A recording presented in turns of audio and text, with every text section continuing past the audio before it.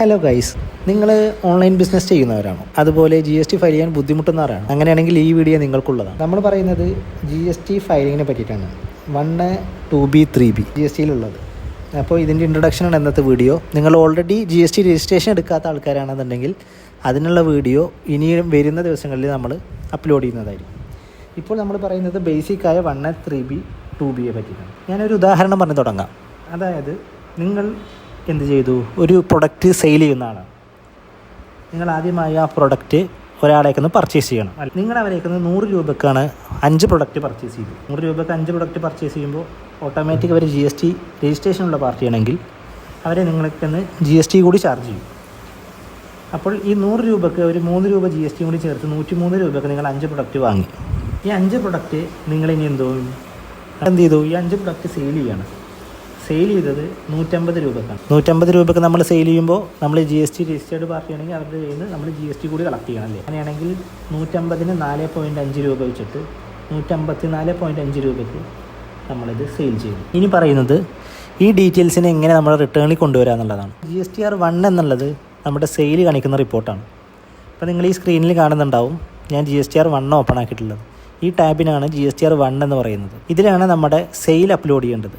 ഇപ്പം ഞാൻ പറഞ്ഞ ഉദാഹരണത്തിൽ നമ്മൾ 5 പ്രൊഡക്റ്റ് 150 രൂപയ്ക്ക് സെയിൽ ചെയ്തു. ഇതിൽ നിന്ന് 4.5 രൂപ നമ്മൾ GST കളക്ട് ചെയ്തു. അത് കാണിക്കേണ്ട പോർഷനാണ് ഈ പോർഷൻ. ഇവിടെ നമ്മുടെ സെയിലിൻ്റെ ഡീറ്റെയിൽസ് അപ്ലോഡ് ചെയ്യും. അപ്പോൾ നമ്മുടെ GSTR1 എന്ന് പറഞ്ഞു കഴിഞ്ഞാൽ നമ്മുടെ സെയിലിൻ്റെ ഡീറ്റെയിൽസ് കാണിക്കുന്ന റിട്ടേണാണ്.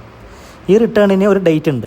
നമ്മൾ പറയണ ഈ 150 രൂപയ്ക്ക് നമ്മൾ സെയിൽ ചെയ്തത് നമ്മൾ ജൂലൈ ആണെങ്കിൽ ഓഗസ്റ്റ് 11-ന് മുന്നേ നമ്മളിത് GSTR1 കാണിക്കണം. ഇപ്പോൾ പറഞ്ഞ ഈ ടേബിളിൽ അടുത്ത മാസം, അതായത് ഓഗസ്റ്റ് 11-ന് മുന്നേ നമ്മൾ ഈ റിട്ടേൺ ഫയൽ ചെയ്യണം. ഇത്രയാണ് GSTR1 പറ്റി പറയാനുള്ളത്. ഇനി GSTR3B.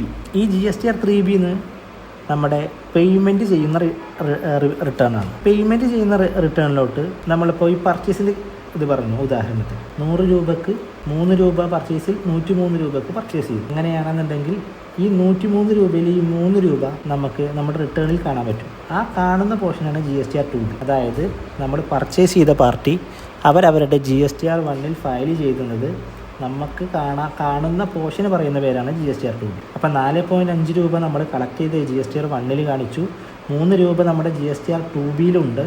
അപ്പോൾ നമ്മൾ അടക്കേണ്ട തുക എന്ന് പറഞ്ഞു കഴിഞ്ഞാൽ 4.5-ൽ നിന്ന് 3 കുറച്ച 1.5 രൂപ അടക്കണം. ഈ അടക്കുന്ന റിട്ടേണാണ് GSTR3B. ഇപ്പോൾ ഞാൻ ഈ കാണിച്ചിട്ടുള്ള ഈ ടാബാണ് നമ്മൾ പേയ്മെൻറ്റ് ചെയ്യുന്ന പോർഷൻ. ആദ്യത്തെ ടാബിൽ നമ്മൾ GSTR1 കാണിച്ച 4.5 രൂപ ഓട്ടോ പോപ്പുലേറ്റായി വരും.